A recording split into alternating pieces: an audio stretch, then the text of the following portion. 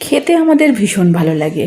আর যদি এত সহজে একটা সুন্দর রেসিপি তৈরি করে নেওয়া যায় তাহলে কিন্তু অনেক মুশকিল আসান হয়ে যায়। কারণ সকালে উঠেই টেনশন হয় হাজব্যান্ডকে কী টিফিন দেবো, বাচ্চাকে কী টিফিন দেবো। এটা তো প্রত্যেক বাড়িরই কম বেশি গল্প। তাই আজকের রেসিপি ভিডিওটি নিয়ে এসেছি এই রকম সমস্যার সমাধানের জন্য। এমন একটা রেসিপি ভিডিও যেটাতে দুজনেই হ্যাপি, আর ওরা দুজন হ্যাপি থাকলে আমিও হ্যাপি। তাহলে চলুন আজকের যে রেসিপিটা নিয়ে এসেছি সেটি শুরু করি। ডেইলি ব্লগস উইথ মৌমিতা নিক চ্যানেলে আমি মৌমিতা নিয়ে চলে এসেছি নতুন দিনের নতুন আরেকটি ভিডিও, শুধুমাত্র আমার বন্ধুদের জন্য। আশা করি আমার সকল বন্ধুরা আপনারা ভীষণ ভালো আছেন, আমরাও ভালো আছি। তাহলে চলুন আগে এই রেসিপি সম্পর্কে কিছু কথা বলে নিই। আমি প্রথমে একটু ছোলা, মটর, বরবটি এগুলোকে একটু রাত্রেবেলাতেই ভিজিয়ে রেখেছিলাম। কারণ আপনারা কম বেশি সকলেই জানেন যে এই বাদামগুলো যদি আগের দিন একটু ভিজিয়ে রেখে দেওয়া যায়, আগের দিন শুধু নয়, রান্না করার 4-5 ঘন্টা আগে ভেজালেই হয়। যেহেতু আমি খুব সকালে রান্না করি, সেক্ষেত্রে আমাকে আগের দিন রাতেই কিন্তু এটা ভিজিয়ে নিতে হয়। তো আমি সকালেই ঘুম থেকে উঠেই সেই ডুরুডুরু চোখে কোনো রকমে এটাকে আগে প্রেশারে বসিয়ে নিয়েছিলাম। তাহলে আমার বাদামগুলো মোটামুটি এখন সেদ্ধ হয়ে গেছে। এবার আসি আজকের কিসের রেসিপি বানাচ্ছি সেটার জন্য। আসলে কি, বাচ্চাটা না আমার এমন হয়েছে, ভেজিটেবল দেখলেই নাক ছিটকায়। আমার মনে হয় আজকালকার কম বেশি সকল বাচ্চারই একই অবস্থা। তো ওর জন্য আমাকে না সারা সময় মাথা কাজ করাতে হয় যে কী এমন রেসিপি বানায় যেটা ও খুব টেস্টি করে খেয়ে নেবে আর ওর শরীরে পুষ্টিটাও ঠিকঠাকভাবে যাবে। তো তাই সকাল সকালে আজকে উঠে একটা প্ল্যান করেছি, দেখি কতদূর সাকসেস হতে পারি। তাহলে যেটা আমি সবচেয়ে আগে সবজিগুলো কেটেছি সেটা হচ্ছে অল্প এক টুকরো পেঁপে কেটেছি, আলু আর একটু কুমড়ো। এখন বাজারে খুব সুন্দর সুন্দর কুমড়ো পাওয়া যাচ্ছে, একদম কচি কচি। তো আমি সেরকম, আর সবগুলোই কিন্তু 3টে সবজিকেই সমান মাপে কেটে নিয়েছি। আর একটু পেঁয়াজ কেটে নিয়েছি, কয়েক টুকরো রসুন দিয়েছি কুচি করে, আর দিয়েছি কাঁচা লঙ্কা। আর আজকে চেষ্টা করব এটাকে একটু বিনা মশলাতেই বানানোর, দেখি কতটা সাকসেস হতে পারি। আমি ঠিক স্বাদ মতো লবণ হলুদ দিয়ে নিয়েছি। আর এই যে আমি তো খুব অল্প তেলে রান্না করি, আর সেরকমই অল্প কয়েকটা ফোঁটা বলা যায় বা হাফ চামচ মতো সেরকম একটু তেল নিয়ে এই পেঁয়াজটাকে, হালকা যে কটা রসুন কুচি আছে আর এই লঙ্কা, এটাকে আমি ভালো করে কিন্তু ভেজে নেব। আঁচটা একবার আমি বাড়াচ্ছি, আবার একবার কমাচ্ছি। যখনই দেখছি যে না আমার কড়াইটা তেতে লেগেছে বেশি, তখন একটু করে কমিয়ে নিচ্ছি।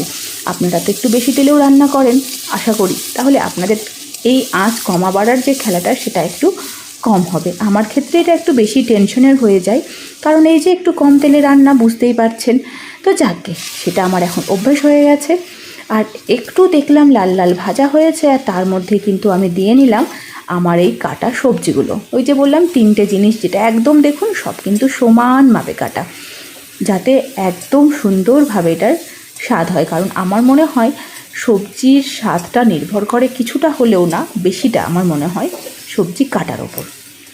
আর আমার কিন্তু এই যে কোনো সবজি ভাজতে গিয়ে এই যে গ্যাসটাকে কমাও আর বাড়াও, এই খেলাটা চলতেই থাকে। অনেকেই জিজ্ঞাসা করে যে তুমি যে কম তেলে রান্না করো তাহলে সবজিটা ভাজো কী করে।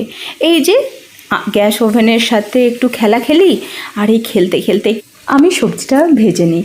কারণ কি বলুন তো, এই যে একটু লবণ হলুদ দিলাম, এই সময় যদি অল্প করে আঁচটাকে একটু কমিয়ে নিই, তাহলে কিন্তু এই লবণ হলুদ দেওয়াতেই এই যে কোনো সবজি থেকে সেখানে জল ছাড়ে। আর আমি কি করি, ওই যে একবার কমালাম, আবার যেই দেখলাম না জলটা সুন্দরভাবে একটু বেরাচ্ছে, তখনই কিন্তু আঁচটা আবার বাড়িয়ে নিই। আর ওই যে জলটা বেরাচ্ছে সেই জলেই কিন্তু আমি সবজিটাকে ভালো করে ভাজি। তাহলে আপনাদের মনে যে মাঝে মধ্যে সন্দেহ থাকে, মাঝে মধ্যে না, ম্যাক্সিমাম আমাকে শুনতে হয় যে এত কম তেলে নিশ্চয়ই সবজিটা ঠিক করে ভাজা হয় না। কিন্তু আপনারাই দেখুন যে আমি কতক্ষণ ধরে কিন্তু সবজিটাকে ভাজছি। আর এইভাবেই কিন্তু গ্যাস ওভেনের সাথে খেলতে খেলতেই আমাকে কাজটা করতে হয়, তাহলেই কিন্তু কম তেলে রান্নাটা করা সম্ভব হয়।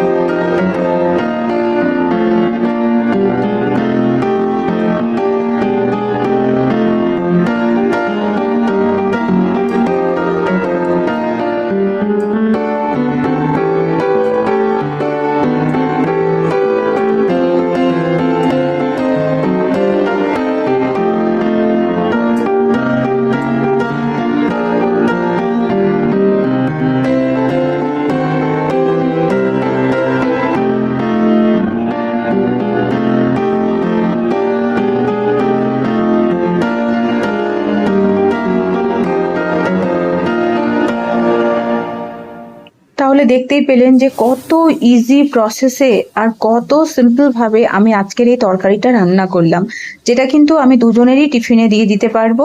আর আমি এখন একটু বাটার দিয়ে একটু পাও ভাজি বানাবো।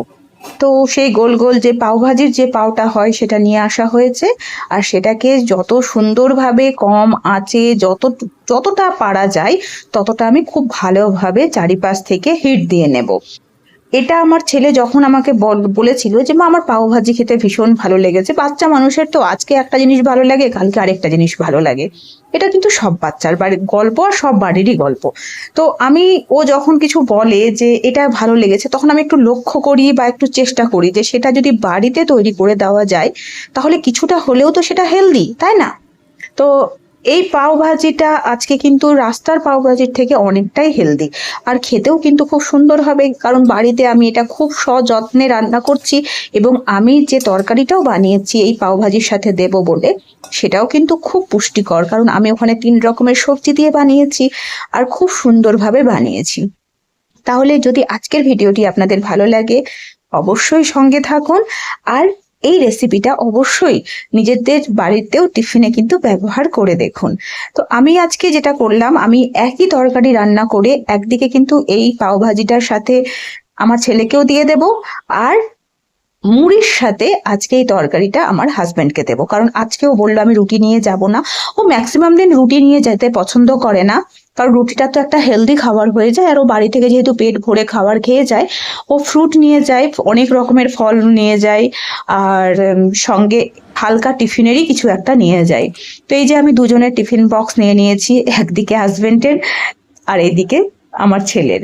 তো দুজনকে দিয়ে দেবো, একজনকে মুড়ির সাথে আর একজনকে পাওয়ের সাথে।